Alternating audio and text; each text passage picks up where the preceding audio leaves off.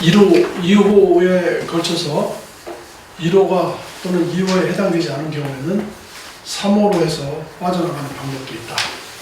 그리고 분양용 최소 규모 공동주택 1가구 추산의 예상입니다.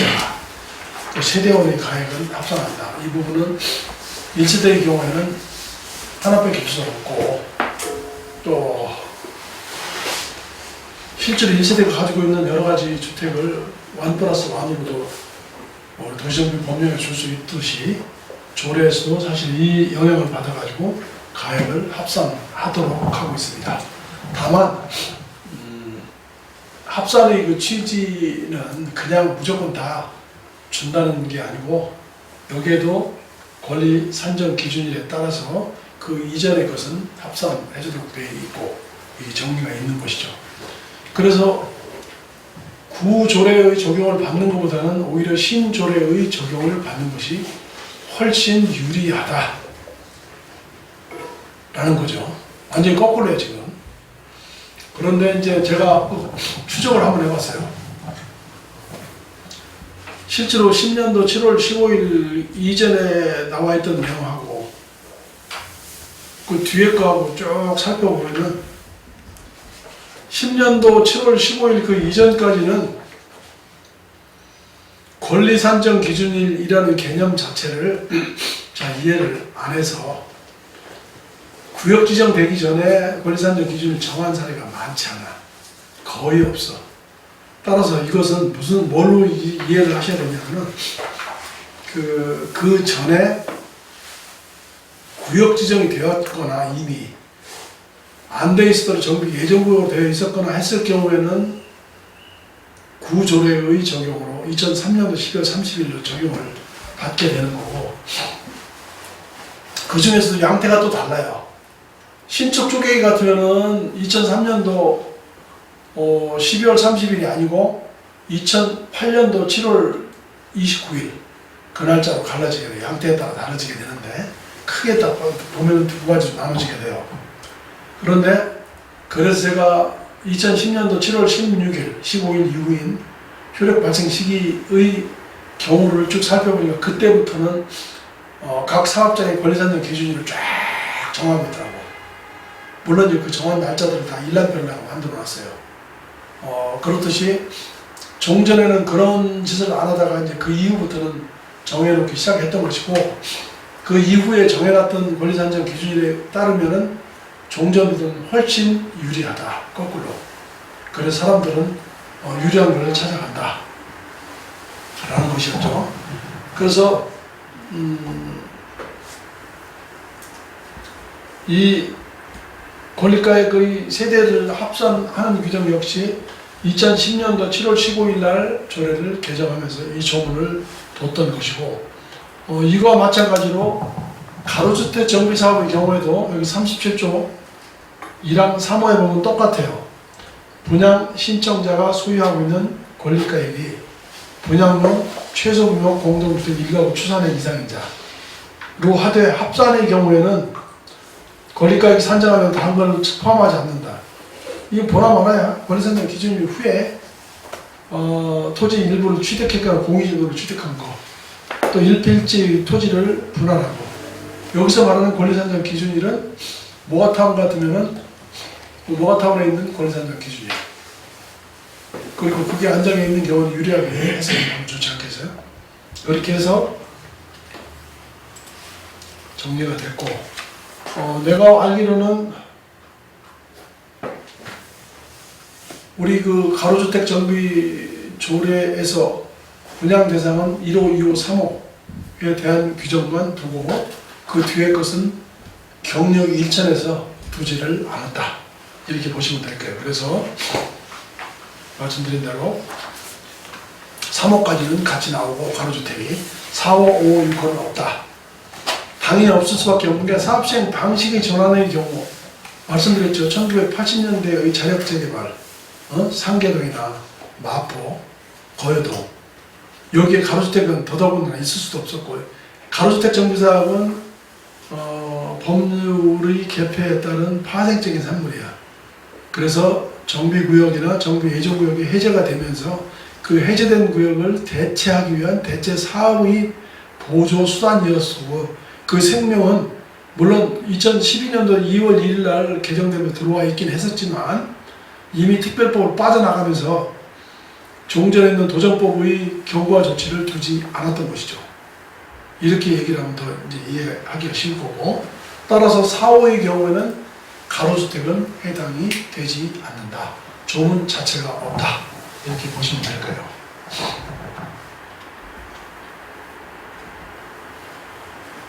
5호의 경우, 이건 노량진 6구역 예를 들어서 설명을 해주고 있죠. 확 땅을 그냥 간으로 갈라치게 해가지고 그 사람들이 보상받은 거 플러스 이자까지 해서 조합에 신청을 하지 않고 가만히 있으면 조합원을 주는 건 아니에요. 이 조문에 보면은 마치 분양 대상이 저절로 되는 것처럼 되어 있는데 천만의 말씀. 가만히 있어 되는 건 하나도 없어. 그럼 이 사람들은 보상받은 거 이자까지 플러스해서 구청에다 길길이 뛰어가지고 구청에서 5구역하고 6구역하고 서로 협의해라 해가지고 어디를 받을 것인가 말 것인가 그렇게 정해 놨다라고 보시면 돼요. 그러니까 만약에 누가 와서 컨설팅 해달라고 해서 하면 이거 보상 받은 걸로 해가 주면 된다 이렇게 해가지고 큰일 난다고. 나중에 못 받으면은 저는 사실 클라이언트들 와서 얘기하는데 겁나요. 와서 처음에는 해야버리지 서로가 기분 좋게 얘기하지. 근데 조금만 손해보면 확 돌아서 버려요. 그리고 소송 운운하고 이래서 상당히 힘들어요. 될 수 있으면 그런 사람들을 안 받고 안 만나야 되는데, 그래서 다시 설명을 드리면 재개발하고 가로주택은 1호, 2호, 3호까지만 서로 교차하고 4호, 5호는 가로주택은 해당이 되지 않는다. 이렇게 해서 설명을 끝내고 몇 가지는 전번 시간에 설명을 했을 거예요. 그 다음에 앞에 게 각 1인을 분양 대상자라 본다면 36조 그 2항은 1항이 규정에 있음에도 불구하고 이러할 경우에는 여러 사람이 분양 신청을 하더라도 한 명을 분양 대상자로 본다. 그래서 1항의 예외 규정, 축소 조항이라고 보시면 됩니다. 그래서 여기에 보면은 단독이나 다가구를 권리산정 기준 후 다세대로 전환한 거. 집합건물로 전환했다는 얘기죠. 이 조문은 상당히 난해해요. 경과 조치가 길어. 그래서 이걸 공부하려면 여러분 상당히 봐야 되는, 다른 법률 서적에도 보면은 그 다른 변호사가 쓴 책이 딱 하나 있더라고. 근데 그 구분이 굉장히 모호하게 해놨어.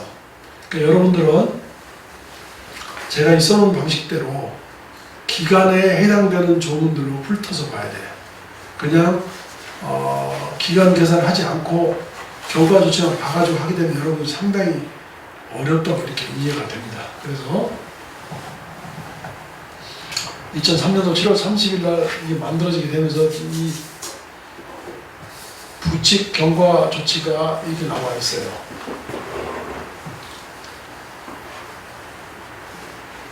그래서 2010년도부터 해가지고는 마지막에는 이 권리산정 기준이라고 하는 용어 자체가 말씀드린 대로 모든 조례의 권리산정 기준일은 2010년도 7월 15일 부칙에 나와 있는 그날짜를 기준으로 한 기본계획이나 기본계획에 포함된 추가 편입된 거나 지구단위계 완성된 것은 종전의 규정을 정하고, 이 종전의 규정은 그 중에서 다 12월 31일인데 신축 쪼개기, 그러니까 건축물을 멸실하고 다세대 주택을 졌을 경우는 2008년도 7월 30일을 기준으로 날짜를 정하니까 그건 날짜만 기억을 하면 될 거예요.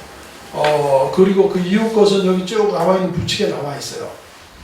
그래서 일부는 이렇게 전환을 하더라도 60제곱미터를 초과하는 것을 줄 수도 있고 그 이하를 추가 배정할 수도 있다.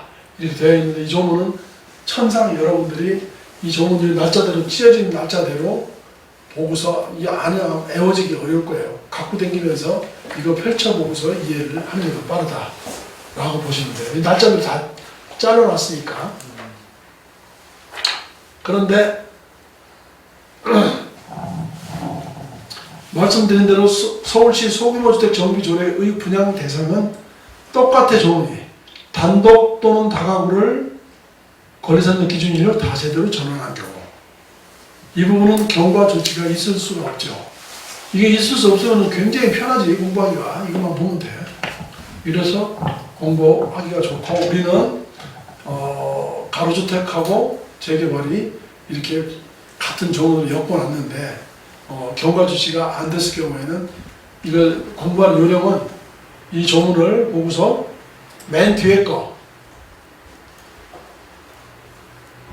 2010년도 7월 16일부터 2023년 4월까지의 규정을 보고서 이걸 갖고 공부를 하시면 돼요. 다만 여기에는 경과 조치가 있고 소규모는 경과 조치가 없다 라는 것의 차이점이 있는 것 뿐이지.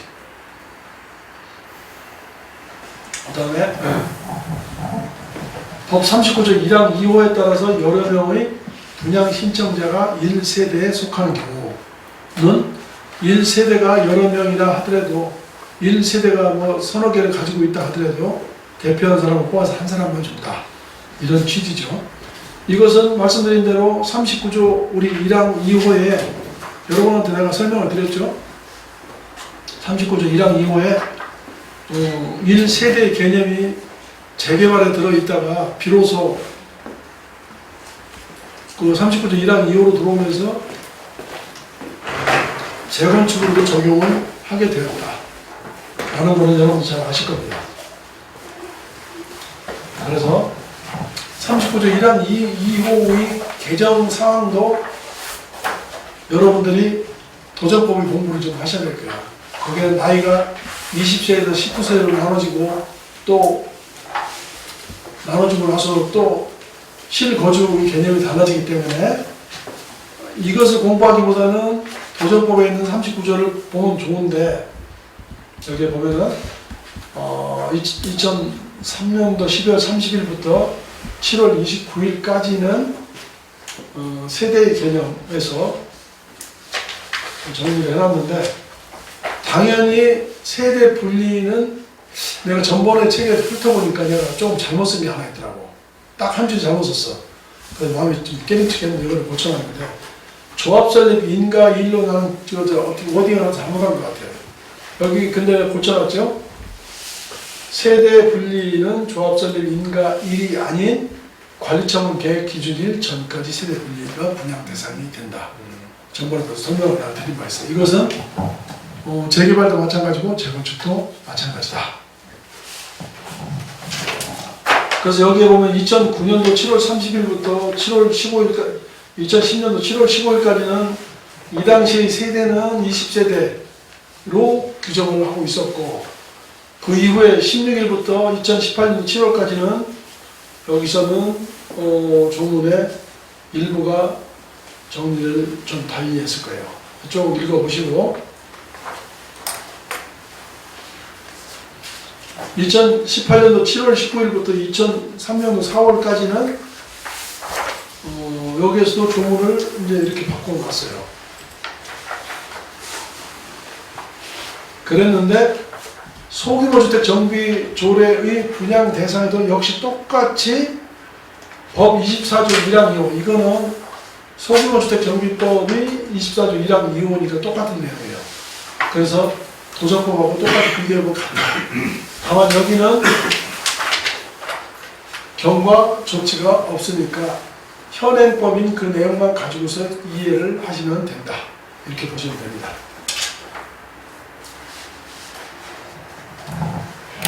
이 경우에도 여러 사람이 분양 신청을 하더라도 1인을 분양 대상자로 본다 라는 것이죠. 역시 같이 여럿이 분양 대상자 1인을 분양 대상자로 보는 것은 3호도 마찬가지예요. 1주택 또는 1필지의 토지를 여러 명이 소유하고 있는 경우 다만 권리산정 기준이 이전부터 공유로 하고 있는 것 중에서 1항 2호인 토지 면적 또는 권리가액에 해당되는 게 예외다. 이거 무슨 뜻이냐면은 우리가 A라는 주택을 공유로 하고 있어요. 근데 그 주택을 보면 공유 중에서도 가지고 있는 대지 지분이 그 권리산정 기준이 이전에 아까 얘기한 그 기준이 이전에 90제곱미터가 넘게 되면은 공유라도 주겠다는 거예요. 그리고 권리가액으로 따져가지고도 그 이상이 분양 가구 이상이면은 이것도 주겠다 이런 뜻인데 여기에 걸려 있는 내용은 권리산정 기준을 기준적으로 한다 이렇게 보시면 됩니다. 이게 단서는 예외 조항입니다.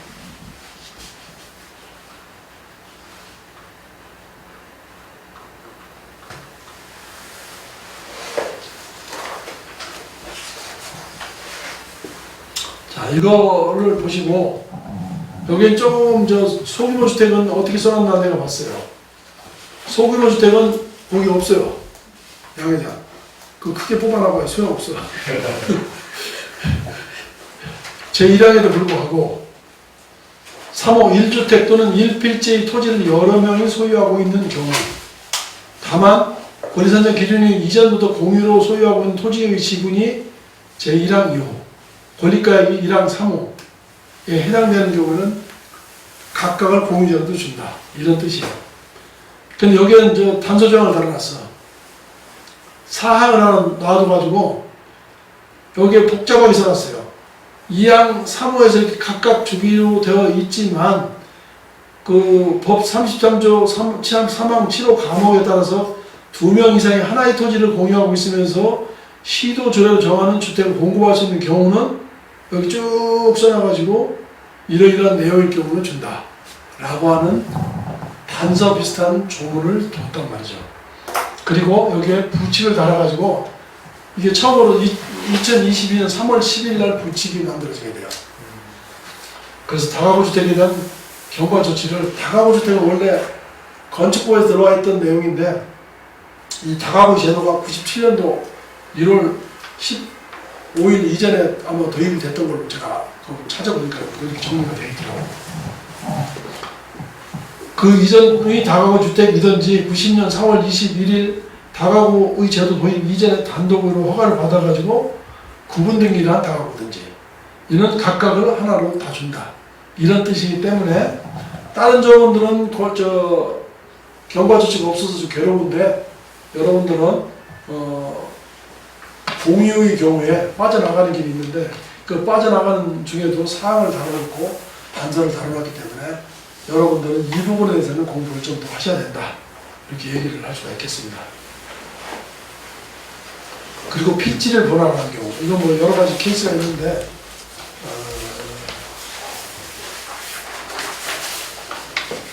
소규모도 똑같이 권리산정 기준으로 여러 가지 필지를 분할 여기도 권리산정 기준을 뒀지 않기 때문에 이 마지막 거를 보시고 이해를 하시면 좋을 것 같습니다. 특히 이 18년 7월 19일은 무슨 날이냐면요. 도시정비조례 전부 개정인가 아마 그럴 거예요. 전부 개정을 하면서 종전에 있던 조례의 부칙을 전부 개정하면서 이걸 받아주느냐 안 받아주느냐에 따라서 법률 효과가 달라져. 그래서 내가 써놓은 건데 여러분들은 나중에 전부 개정이 되면은 옛날에 있던 경과 조치를 싹 끌어가지고 조문에 붙여놔야 되는데 안 붙여놓는 경우 슬그머니 사라지는 경우가 있어요. 그걸 대비를 하셔야 되는데 여기서는 뭐를 예상을 하고 있냐면 가로주택에서는 이 권리산정 기준을 어떻게 정할 거냐에 대해서는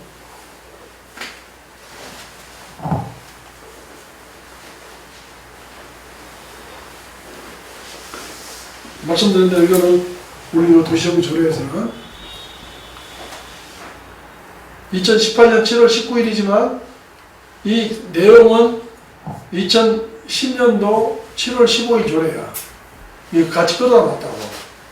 그래서 봐요.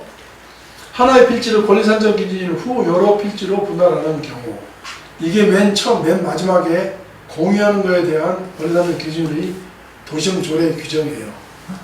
그러면서 이 조문들이 위치가 다 바뀌잖아요. 24조였다가 27조로 했다가 36조로 넘어오게 되는데 그렇게 되면서 여기 그 부칙 제29조에 보면은 36조 개정 규정은 이게 무슨 뜻이냐면은 종전에 24조, 그 후에 27조, 그 후에 36조로 개정이 되어 왔는데 27조에서 36조로 바뀐 개정 규정은 이라는 뜻이에요. 이 의미가 제5007호 도시정비 조례 5007호가 뭔지 아세요? 이거 그냥 보면 안 돼. 찾아봐야 돼. 어떻게 찾느냐? 도시정비 조례를 눌러가지고 연역을 눌러서 그거 호가 쭉 나와요. 호가 나오면 개정된 날짜가 나온다고. 이 날짜가 아마 2010년도 7월 15일 그 개정의 조례예요. 그래서 이 뜻은 이제 이렇게 풀어서 해석하자면 부칙 6899호의 29조는 기존의 조례 24조에서 27조 그 다음에 36조로 넘어온 조례의 개정 규정은 2010년도 7월 15일 날 개정된 도시정비 조례 이후에 최초로 기본계획을 수립하는 부분부터 적용한다. 이게 무슨 뜻이냐면은 더 쉽게 얘기하면은 2010년도 7월 16일부터 새롭게 그전에는 기본계획이 없다가 새롭게 최초로 정비 예정구역으로 편입이 되는 경우에는 어떤 걸 적용한다고? 권리산정 기준을 적용한다는 거예요. 그게 무슨 뜻이냐? 이럴 경우에는 그 이후에 권리산정 기준을 정하는 날짜를 기준으로 한다는 거예요. 그렇게 안 하고 종전을 적용을 받으면 2003년도 12월로 오는데 이렇게 이제 어렵게 써놨는데 이 부분은 도시정비 조례에서 정리를 해놓은 것이고 그리고 2항은 지구단위계 결정 고시된 날짜로 얘기를 하는데 그렇다고 하면은 우리 빈집법에 의한 빈집조례 소규모주택 정비조례 37조 2항 4호라고 읽어봐. 뭐라고 되겠어? 1필지의 토지를 권리선정 기준을 여러 개의 필지로 분할한 그럼 여기서 말하는 권리선정 기준은 어느 날짜죠? 지정 고시일 서울시구에서 여러 법칙 잘 안 돼? 발음이 안 돼? 그렇게 내가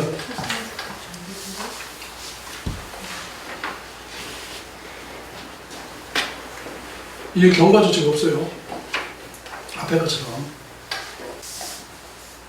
이건 지금 경과조치가 없으니까 어떻게 계산하느냐? 그 이후에 권리산정이 이 조문이 시행된 날짜로 기준해가지고 권리산정 기준을 정했으면은 그 날짜가 권리산정 기준으로 해가지고 그 후에 쪼갠 것은 하나만 주고 전에 쪼개진 거면은 전에 거로 주고 권리산정 기준을 정하지 않은 날짜가 있을 거야.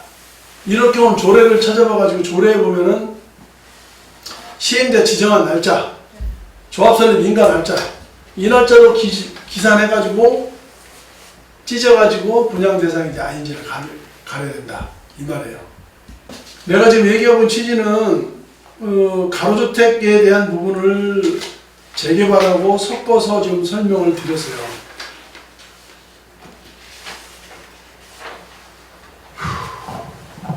다른 사람들 이해되는 걸로 알고 넘어갈게. 갑자기 내가 가로주택까지 집어넣어서 헷갈리는 건가? 아니 그렇지 않으면은 언제 공부할 시간이 없어. 이거 누가 가르쳐주지 않아. 자 5호 이건 결국은 하나 준다는 거야. 하나의 대지 범위 안에 속하는 동일인 소유의 토지와 주택을 건축물 준공 이후에 토지와 건축물을 각각 분리해서 소유하는 경우 준공된 이후에 이거 찢어가지고 나눠 갖는단 말이지. 그런데 이때도 찢어가지고 가져가는데도 각각 분리해서 가져가면 안 준다는 거지. 건축이 준공이 된 이후에는. 그런데 건축이 준공돼서도 서로 각각 분리해서 하나밖에 안 주지만 권리산정 기준 이전부터 소유하고 있는 토지 면적 90제곱미터는 준다는 거지. 얘를 주게 되면 건축물도 줘야 되겠지. 그죠? 이럴 경우에 우리가 문제가 되는 것은 이제 권리산정 기준이 언제냐. 공부 여태까지 했잖아요. 그러니까 나머지 거는 여러분들이 유치원생도 아니고 충분히 실력이 될 거라고 읽어보세요. 읽어보되 우리는 이제 이걸 보자고. 가로주택은 어떻게 돼 있냐. 37조 2항을 보면은 1항에 불과하고 1항은 당연히 각각 1인을 분양 대상으로 봤죠. 다음 각호의 빠졌네. 어느 하나에 해당되는 경우에는 하나만 준다는 거지. 하나의 대지 범위 안에 속하는 동일인 소유의 토지나 건축물 준공 이후 짜게 하는 경우. 다만 권리산정 기준 이건 똑같죠, 그거. 근데 이 역시도 권리산정 기준에 대한 경고와 조치가 없다고. 그러니까 사실 이래서 루즈한 거야, 가로주택이. 일반 재개발 같으면은 잘못 얻어 걸리면은 2003년도 12월 30일은 못 받잖아요. 그죠? 이런 부분들이 아직도 루즈한데 앞으로 이게 한 2, 3년 더 지나고 나면은 당연히 2008년도 2월 9일날 시행이 됐으니까 그 날짜로 해서 경과 조치를 둘 거라고. 경과 조치를 두는데 그때는 좀 어렵지 이제. 그러나 경과 조치를 두어서 그 규제를 하겠지만 아직은 규제가 루즈하다. 그 다음에 신축 쪼개기가 이제 이걸 신축 쪼개기라고 하는 거예요. 권리 산정 기준일 후 나대지에 잘 봐봐. 좀 읽어봐. 좀 큰 소리로 읽어봐. 권리 산정 기준일 후 나대지에 건축물을 새로 건축하거나 기존 건축물을 첨가하고 다세대 주택 그 밖에 공동주택을 건축하여 토지 등 소유자가 증가되는 경우. 주로 이건 어디에 있냐면 단독주택자 땅 넓은데 그거 사가지고 연립주택이나 다세대인 공동주택을 져가지고 토지등 소유자 하나면은 문제가 없어. 여러 개로 늘어나는 경우잖아. 일어나는 경우는 어떻게 한다고? 어떻게 해 이거는? 다 주나? 하나 줘? 이게 하나 주는 조문에 들어가 있는 거 1호부터 6호까지가. 그런데 이제 이 신축 쪼개기의 부분이 앞에 거는 종전의 적용을 받게 되면은 이것만 이해하시면 돼. 2003년도 12월 30일이 조례 시행 기준이니까 그 날짜로 해가지고 권리산정 기준을 싹 치기 때문에 더 힘들어. 그렇게 했던 이유는 종전의 도시 재개발 사업 조례에서의 규정을 타고 넘어와서 도정 조례로 넘어왔기 때문에 그 날짜를 경계선으로 해가지고 정해놨던 것이지만 이 당시에는 신축 쪼개기에 대한 규정이 없었다는 거죠. 즉 다시 말해서 나대지를 부셔가지고 새로 짓거나 이러한 사태가 예상을 못했어요. 서울시에서. 근데 이게 발생이 된 게 언제냐? 용산 쪽에 많이 늘어나면서 여기 보시면 이 조문이 2008년도 7월 30일 날 이렇게 신축 쪼개기를 해가지고 늘어나는 것까지 커버를 못하다가 이때부터 시작 2008년도 7월 30일 날 손을 댄 거야. 여기에 보면은 경과 조치가 이 조례 시행 2008년도 7월 30일 이게 굉장히 중요한 잘 기억해 두셔야 돼. 최초로 건축 허가를 신청하는 부분부터 적용한다. 자, 다시 고용 마찬에서 재정 촉진지구 이번에 신통개혁 들어왔다고 봐. 그래서 넘어가서 지금 막 동의서 거두려고 그래. 이때에 신축 쪼개기가 벌어지게 된 게 많아. 대전도 이 현상이 많아. 이 날짜가 언제라고? 2008년도 7월 30일이야. 그런데 재정비 촉진지구 지정일이 만약에 2007년도 6월달이라고 한다면 권리산정 기준일은 지구 지정 고시 2007년도야. 근데 대부분 그 당시에는 존치 정비나 존치 관리로 있어서 허업 얼마이었을 거라고. 그래서 이것을 재정비 촉진 계획을 변경을 하면은 우리는 그걸 정비 구역이라고 얘기했죠. 이랬을 경우는 그러면은 권리산정 기준은 어떻게 되는 거냐? 이런 문제가 경합이 더 시끄럽다는 거죠. 대사대 같은 경우가 재정 도마 변동이 재정 촉진지구 하나에 700개 이상 신축 쪼개기가 이루어졌는데 이것을 조합원의 지위를 줄 거냐? 재정 촉진지구 지정고시일 그 이후에 찢어졌을 경우에는 설령 2008년도 7월 30일 날 조례가 있었다 하더라도 이 조례가 없어 대전에는 없었다 하더라도 재정 촉진지구 지정고시일인 그 날짜 토지 등록 분할거래 33조가 적용을 받게 된다는 거죠. 서울의 경우는 더더구나 심각해. 그래서 이게 이제 서로 크로스오버가 돼가지고 좀 복잡해지면서 신축 쪼개기에 대해서는 여러분도 아까 누누이 얘기했지만 이러한 현상이 벌어지게 되는 것은 2008년도 7월 30일 날 조례를 만들었는데 이 조례 전에 신축 쪼개기 규제한 법률이 있어. 그게 도시재정 촉진조례 33조야. 서로 주고받고 하는데 어쨌든 이렇게 돼서 실제로 2010년도 7월 15일 조례 개정된 이후에 권리산정 기준이 적용을 받는데 종전의 조례의 적용을 받는다고 하면은 어느 날짜로 조례로 가야 돼?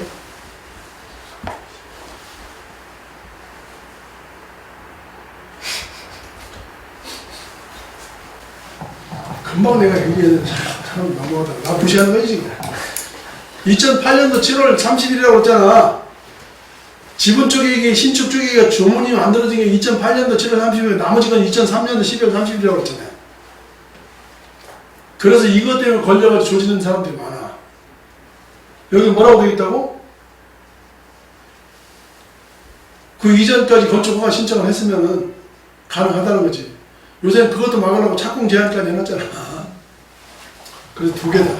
종전조례. 하나는 2003년도 7월 12월 30일.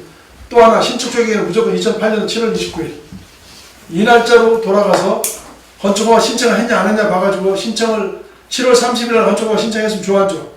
7월 29일까지 건축허가 신청을 했으면 준다는 얘기야. 어? 30일부터 한 건 안 주고. 그래서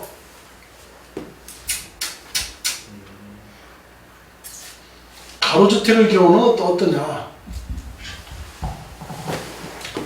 권리산정 기준일 후 나대지에 건축물을 새로이 건축하거나 기존 건축물을 철거하고 다세대, 그 밖에 공동주택을 건축할 토지 등 소유자가 증가하는 경우. 문장은 똑같죠? 권리산정 기준만 틀리지?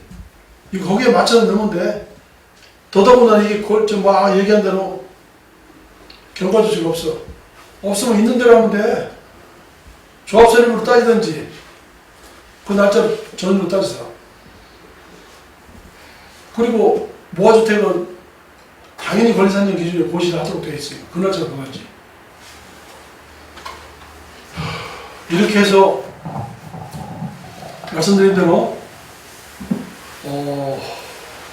도시정비 법령에 의한 공동주택 재건축의 관리처분 계획의 처분, 즉 주택 공급의 수를 제한하는 규정을 우리는 마치 조합원이 분양 대상이라고 생각하는데 그렇지 않다. 법 체계상 아닌 것은 아니니까.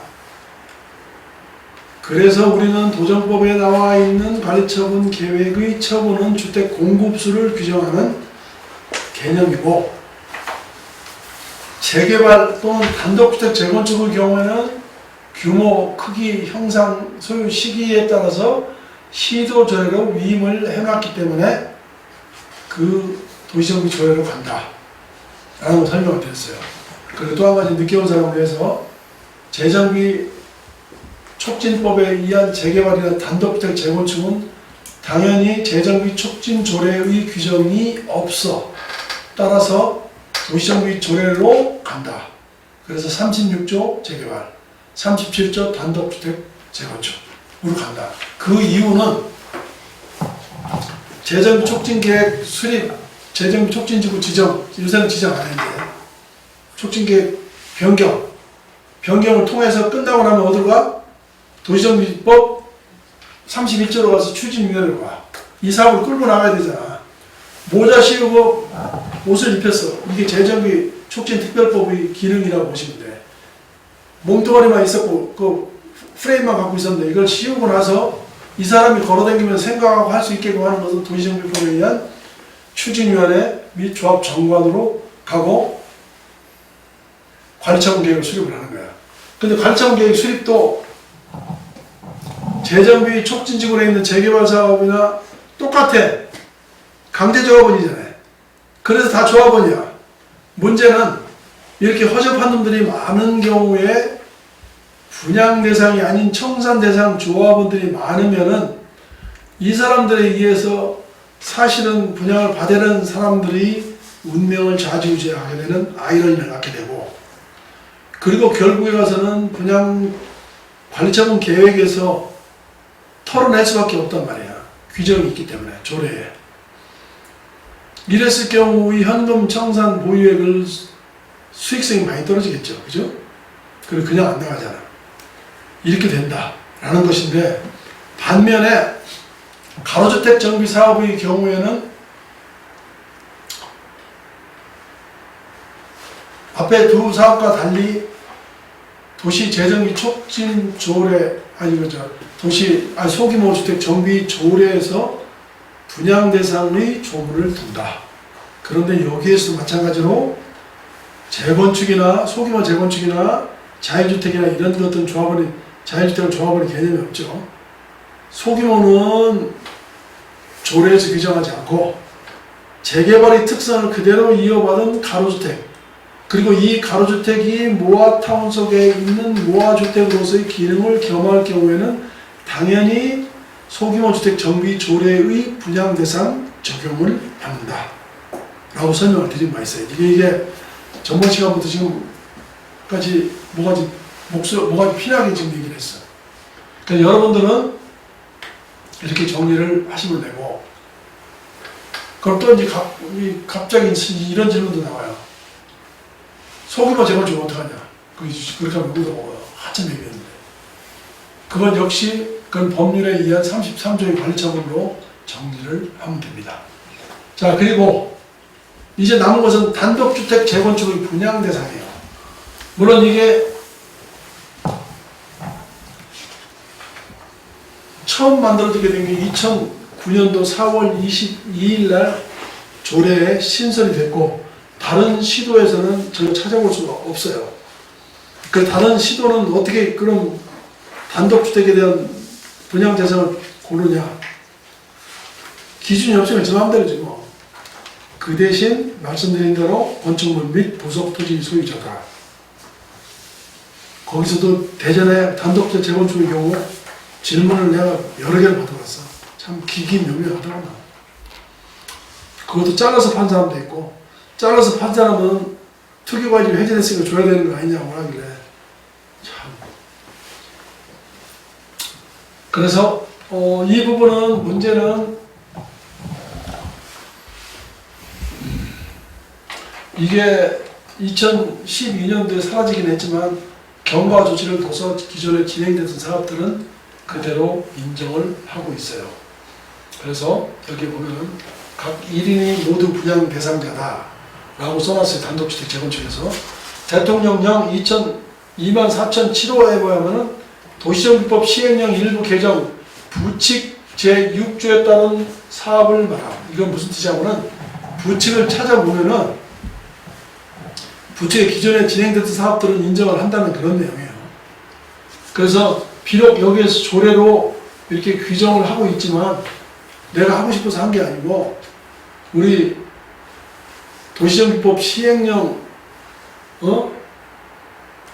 24,000호의 그 부칙 6조에서 하라고 했기 때문에 할 수 없이 우리는 이것도 관리처분 기준이 현재 다음 각 호에 해당되는 소유자로 한다 라고 하는데, 서울시는 위임을 받은 내용이 아니기 때문에 이것을 스스로가 자주조례 뭐 이런 식으로 표현을 하고 있어요. 법률에서는 없는 내용이긴 한데, 그래도 이걸 가지고서 우리 서울시에 있는 단독주택 재건축은 이거를 적용하고 있으니까 특히 이게 남아있는 것들은 재정비 촉진지구내에 있는 단독주택이 대부분을 차지하고 있다. 이렇게 보시면 됩니다. 37조 1항 1호에 보면은 주택 및 그 부속 토지를 소유한 자 라고 되어 있어요. 뭐가 다르죠? 종전의 건축물, 주택을 소유한 자가 왜 있고, 무허 건축물 중 특정 무허 건축물로서 주거용으로 사용하고 있는 건축물로 조합 정관을 정한 자 이렇게 되어 있잖아. 그게 다 빠져 있잖아 지금. 그지? 여기 빠져 있잖아. 여기 무허 건축물, 특정 무허 건축물 소유자 이거 해당돼 안 돼? 안 되잖아 이게. 이게 그런 의미야. 이걸 모르고서 아까 얘기했듯이 상계동이나 부가현동 단독주택 무허 건축물 소유자 주면은 대박 이거와 관련되지? 사실은 주택 부정 공급을 해가지고 도정법 그 뒤에 벌칙 조문에 해당되고 거기 돈 받았으면은 3천만 원에서 받았으면 특가법 위반이고 여러 가지 다 걸린다고. 그래서 37조 1항 1호는 그런 개념이다. 그냥 이렇게 멍하니 앉아있지 말고 최소한 조문을 대비하면은 저 프린트물 안 갖고 왔지? 우리 공부할 의사가 없는 거야. 자, 1호는 그런 개념으로 이해를 하시면 돼요. 그래서 내가 이거에서 해놨는데, 그러니까 이것을 그냥 공부하지 마. 앞에 있는 재개발 조문하고 가로주택하고 단독주택을 비교를 한번 해보라고. 뭐가 차이인지. 차이가 날 때는 밑으로 가가지고 검토를 하는 게 가장 이해하기 빨라. 융복합 시대에 하나만 알아갖고는 안 된다.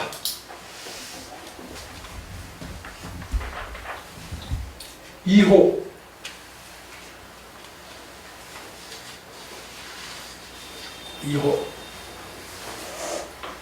이 조문이 같네. 틀릴 수가 없는 게 이 세대의 개념이 같이 동시에 도정법에 들어와 있죠. 1세대 39조 1항 2호. 그렇기 때문에 재건축이나 재개발이나 1세대의 경우에 다주택을 갖고 있거나 했을 때 1+1을 줄 수 있도록 이렇게 되어 있고, 그것을 권리가액이나 주거 전용 면적으로 해가지고 줄 수 있도록 되어 있잖아요. 그렇기 때문에 합산하는 것은 똑같은 위치다. 그 대신 이 부분은 똑같지만은 재개발보다는 좀 나이 왜? 왜? 경험이 일치하거든. 이 조례가 만들어지게 된 게 2009년도 4월 22일부터예요. 그러니까 도시 재개발 사업 조례하고 절연된 상태에서 오다가 4월 22일 날부터 만들어지게 됐기 때문에 경과 조치를 둘러야 둘 수가 없는 거지. 그렇게 이해를 하면서 보면 좋아요. 그래서 여기 보면 맨 마지막에 이 조문이 합산을 하는데 권리가액을 합산할 수 있는데 이 합산도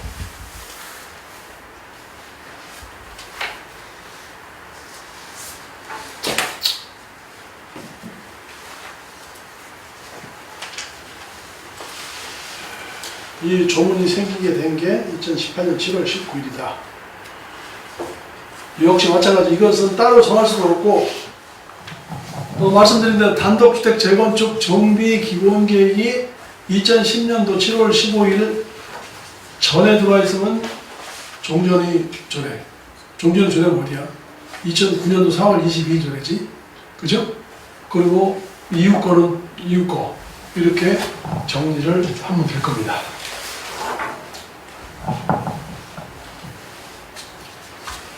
이거는 끝이야. 단독으로. 더 이상 해줄 게 없어. 왜? 사업의 특성상 건축물이 그 부속 토지만 갖고 있는 거기 때문에 여러 가지의 양태가 나올 수 없다. 라는 거죠. 자, 그러면 토지만 갖고 있으면 안 되죠? 건축물만 갖고 있으면 안 되고. 다 이런 거 아니야? 그다음에 무허가 건축물 안 되고. 그런데 초창기에 얘기했잖아요. 사업 현장에서 재건축에서 단독자 재건축 전부 다 무허가 건축물 때려서 분양대상 하셨다고. 우리 같으면 준다고 해도 안 받아. 왜? 다음에 어느 화창한 날 눈을 떠가지고 상쾌한 음악을 들으려고 그러는데 소환장이 날라오면 얼마나 기분 더럽겠냐. 그런 거를 조심해야 돼. 항상. 그래서 원칙이 아닌 것은 가면 안 된다. 공소시효 끝날 때까지 피곤하다. 근데 아무 느낌이 없어. 사람 투자자들. 그 다음에 2호의 경우에는 2번에서는 분양 신청자가 여러 명 중에서 한 명만 대상자로 본다 라는 거고, 단독 또는 다가구 주택을 권리산정 기준 이후 다세대로 전환하는 경우, 이것도 역시 마찬가지로 2009년도 4월 22일부터 만들어졌기 때문에 어디에 걸리느냐, 2010년도 7월 15일 조례 개정된 날 그거하고 똑같이 걸리는데 당연히 걸리긴 하지만 날짜가 2009년 4월 22일 이전으로 소급되진 않아. 그러니까 조문을 보시면 공부하기 편해요.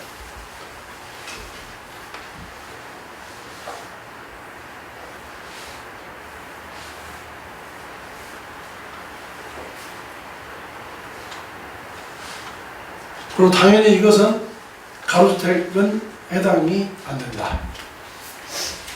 39조 1항 2호에 따라 여러 명이 1세대에 속하는 경우, 이거는 말씀드렸듯이 1세대의 경우는 똑같다고 그랬죠. 재개발이나 재건축이나. 그래서 조문은 똑같은데 다만 만들어지게 된 게 4월 22일부터니까 이것도 같이 이해를 하시면 될 겁니다. 나머지 저 단독주택은 쉬워요, 다.